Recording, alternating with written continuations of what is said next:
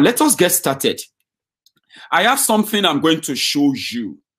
It is important simply because of the content of that video. It is a message then to the legislators in Nigeria from Professor Lumumba. So he's going to, I think I should let you listen first. I've got so many content that is going to tell you or show you what happened around Nigeria today during the protests and what happened outside Nigeria and elsewhere too, okay? The governor of Osun State supervised the attack on protesters today. They attacked protesters. They killed about 2 of them. At least 1 confirmed killed and many other people injured. Some people have been kidnapped by the DSS, including Mandate. The news that came out from Oshogbo after the attack on protesters today in Oshogbo was that the Nigerian DSS, Daura Secret Service, they have kidnapped Mandate, the young man that was incarcerated for over 5 months with Omoyele Sowore for Revolution Now protest at the time. The report coming from Oshogbo is that after the violence, the attack on the protesters by thugs, the DSS, they have kidnapped Mandates and many other young people right now. No one knows what's going to happen to them, but the news is out there, and I hope they get them back as soon as possible. I am going to take you back some memory, back to some memory lane, just because I want to dot few lines, cross some T's, and then just to make this presentation make sense to so many of you, especially if you are watching me for the first time. Okay, so I will start with this message from Professor Lumumba. It's important we open with this. Thing is that we must look at our education system. What are we teaching in the 143 universities in Nigeria? What are we teaching in our high schools? Are we teaching our young men and women that you can be celebrated simply because you have acquired wealth without a source being given? We must interrogate our curriculum, and we must involve everybody, religious leaders, traditional leaders, because how can it be that amongst the various peoples of Nigeria, you would not allow your daughter or your son to marry a thief who has stolen a goat, but a thief who has stolen naira is celebrated? We must give the goat and the naira equal value, because he's a thief, is a thief. Lastly, so it's about telling those thieves that if you will not marry your daughter to a thief that stole goats in the market, why would you clap for a thief that steals your public money for your hospitals, money for your schools, money for to create an enabling environment for roads, for all of that, stolen by some people? You celebrate them. Let me quickly give a shout out to my person, Henry Uba. Thank you very much for your super sticker shout out there. It's like you just doing this to me, like Mayegun. So I feel you. Thank you, Baba. Let's take it further. So you don't celebrate thieves.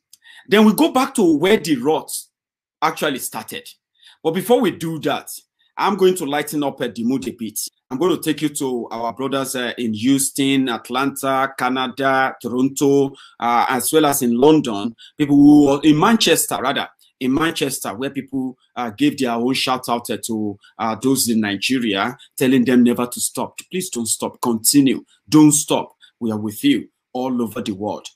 While that was going on, like I said, the youth in Osun were being attacked. The protesters in Abuja were being attacked. The protesters in Lagos were being attacked. And yeah, that did not stop the people from increasing in numbers, the protesters. Well, let's quickly stop by in here in Canada. Thank you so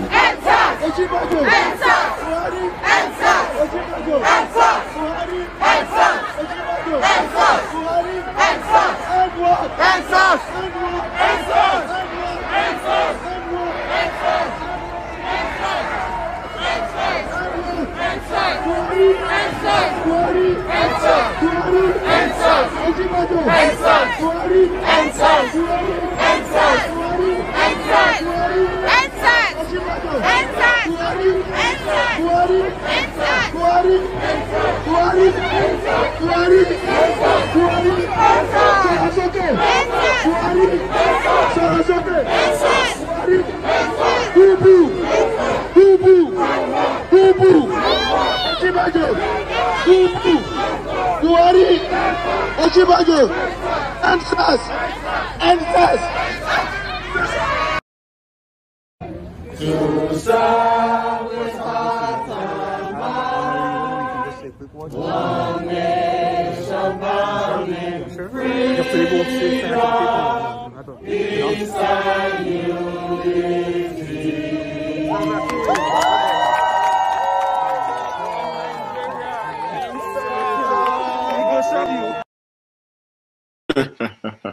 Yes, brothers from all over the world giving their own support, solidarity. They can be home, but they are making their own displeasure also known from far away. You know, it's contagious. Have you noticed? If you haven't really captured the bug yet, don't worry. I understand you may have your sentiments so far, but as long as this continues, you are going to catch the bug. It's contagious. And many people are feeling like, I wish I could be there. Oh, why did they not tell me? Oh, they did that in Atlanta. Oh, they did that in Houston. I was in Houston today. Oh, you know what I mean? Don't worry. Okay. Eventually, for those who are protesting online, we are also adding to the spies, telling the whole world what is going on. So a quick shout out to Bolaji Ahmed, your super sticker, you know, actually gets to me. Thank you. Same to Olushola O Ajayi. You are always Lele. Thank you, Olushola Ajayi, for that and for joining me, and to everyone as well. So that's from abroad. I have more, but let me show you what happened in Abuja. Okay, the protesters in Abuja, they were doing this today. All right. Oh, that's me jumping the gun. Sorry about that. I think this should be all.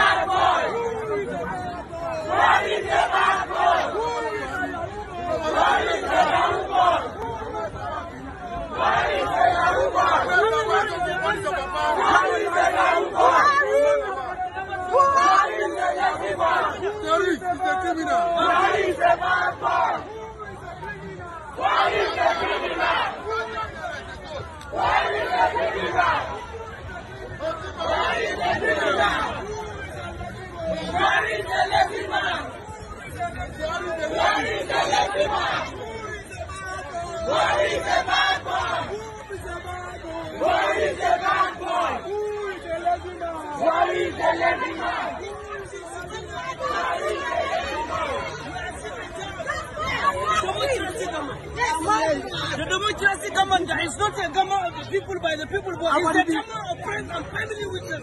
We don't want it. Yes. We want to end police brutality. Yes. And corruption government. Yes. So do and hey, back and leave the house.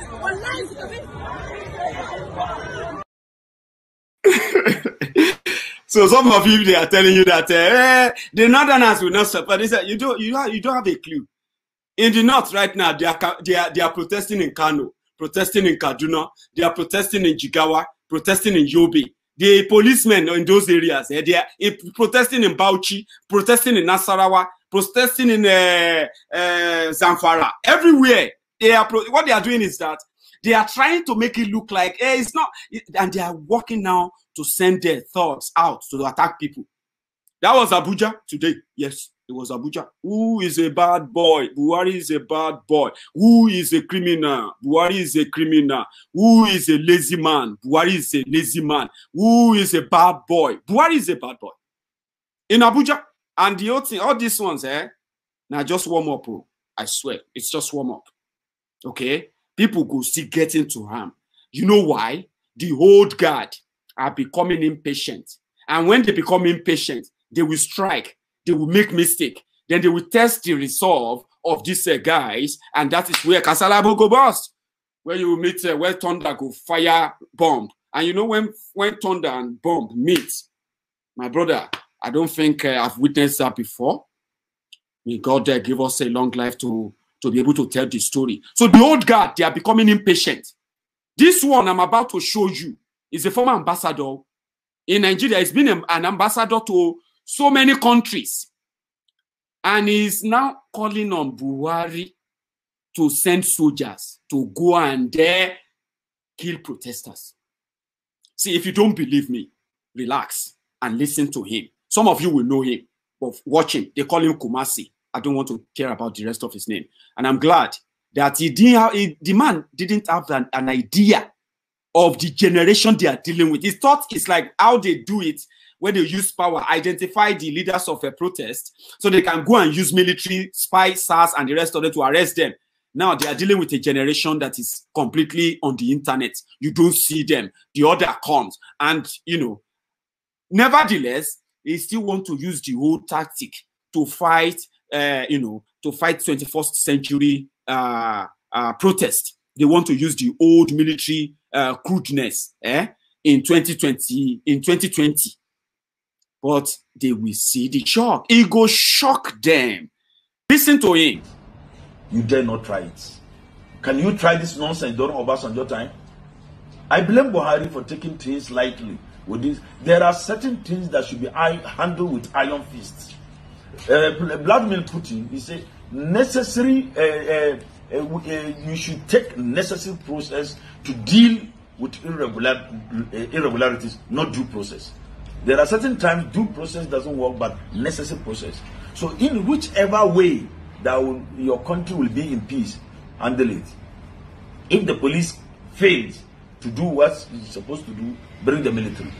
If it fails, we, the patriotic citizen, will go against the miscreant. We will face the... That is a threat. That is a threat from someone who has been an ambassador. I'm going to go look for his name. I need to show you his details. For those of you who are watching me right now, I need to show you his details. Ambassador Kumasi. Husseini. His name is Husseini Kumasi. Okay. I'm going to go get Wikipedia on him now, and I can give you his information. That happened to be a former ambassador, Nigeria ambassador to some country. They gave him peace award. They say United Nations gave him peace award. A man of peace. A man of peace. So that the word is quoting Putin, Vladimir Putin, as the example of how Nigerians should be treated in a democracy. Ibrahim Kumasi. In 1993, he was appointed Inspector General of the Nigerian Police, right? Succeeding Aliyu Atta in June 1994.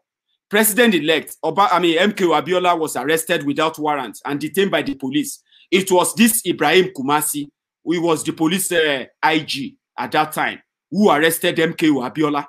He was mistreated in prison, where he was held for 4 years before dying in June and that. In 1996, Kumasi launched an investigation into police action during the military rule of General Babangida.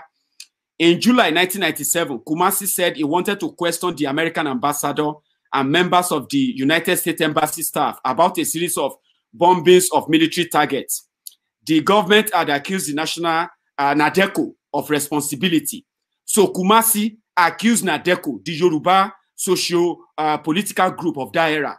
He accused them of those who were bombing military bases in Nigeria then. So because of that, this Kumasi invited the American ambassador of that era to probe him for giving the NADECO people coverage in Nigeria when they are actually terrorists.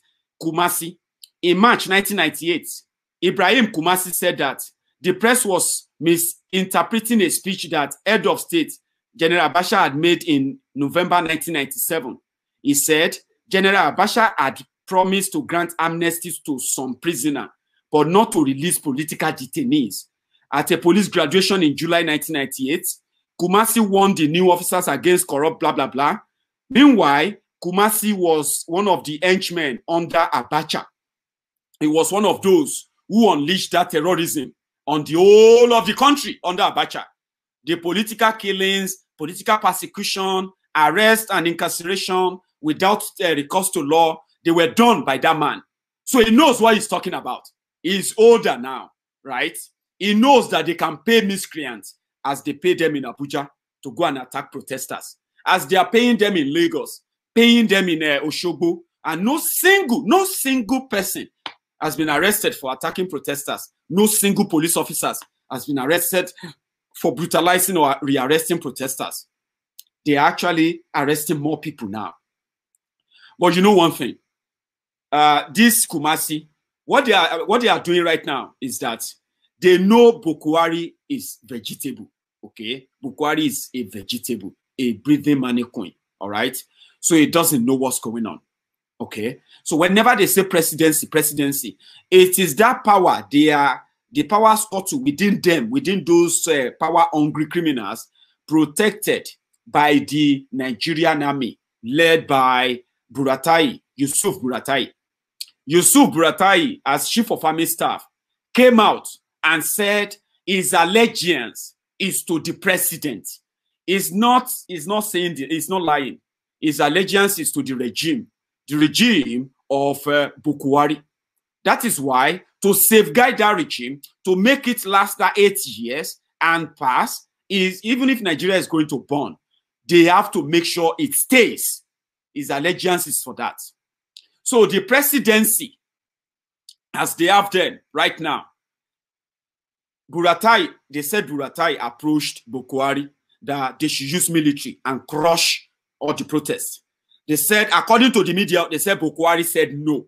No, sorry, the chief of staff to Bokwari, Gambari, said no, they shouldn't use that because the protest has now become a global campaign. It's going to brutalize and really, really destroy Nigeria if they do that, because the whole world is going to support the people, the young people. So that they should wait and use carrot and stick and continue to pacify them. But they said Buratai was not happy. That day that Buratai went into the Aso Villa to discuss if they should go ahead and crush the whole protest, that day was the day you saw military soldiers on the street of Abuja. And because immediately they started, protesters started lying down. CNN saw the video and CNN shared the video. That automatically made them to withdraw the soldiers. And then resort to plan B. Plan B is that let's use thugs. If they begin to attack them and there's violence, there's attack, there's all this, we can then use the military to say we want to calm every camp. So you see the call that Kumasi just made in that video. It is called dog whistle. Dog whistle is to say, listen, if all of you in the villa, if you cannot make up your mind on what to do now, it is getting too late. Some of us who are benefiting from this government, we are not going to sit back. We know Buhari is not going to do anything. We know it's not going to do anything. But this is a dog whistle. This government of Buhari must not handle. We are benefiting from it, whether Nigeria like it or not. Anything we have to do to force peace. They want to force peace. That's what he said. Force peace. So anything we can do to force peace and maintain peace, like Russia. But they don't know that Russia, that is quoting Putin off, is peaceful. Even if Putin is a dictator, the life of an average Russian, you cannot compare it with an average Nigerian.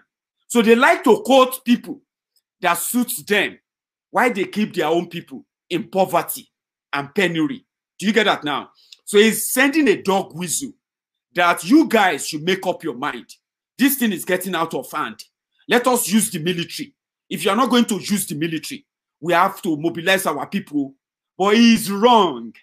That is where most of them are actually so wrong.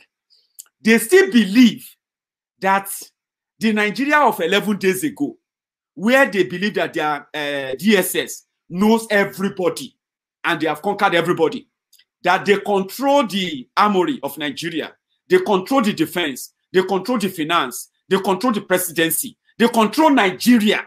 And if anybody tries anything, you just want to waste your life. So that 11 days ago, that was still so real, okay? But you know one thing about Kumasi is that Kumasi didn't know that Nigeria of 11 days ago has changed to something that it is now at a tipping end. And the casualties, the people that are actually going to lose a lot, are people like Kumasi. Because the people he believes is going to pay to protest and attack other protesters in another few days, some of them will not be available again. Yes, they are still going to see some. But as the number grows, have you seen the number? Have you seen the crowd? As the number grows, many people they will normally pay to go and attack protesters. They will no longer be available. And that is where people like Kumasi will begin to reconsider all the money they have stolen, all the privileges that they have enjoyed, appointments that made him an ambassador, a nitwit and half illiterate, I mean, half illiterate criminal who, because of where he came from, he was able to be an ambassador to so many countries that they actually contributed absolutely nothing to the life of Nigerians they went there to be in charge of. But he can sit down and tell you he knows about Nigeria. He is close to power. He can tell you what he can do. They have technique and whatever to use to conquer anybody that tried to challenge them and all those blah, blah, blah, blah nonsense. Because he is trying to safeguard whatever is left of his own feeding bottle.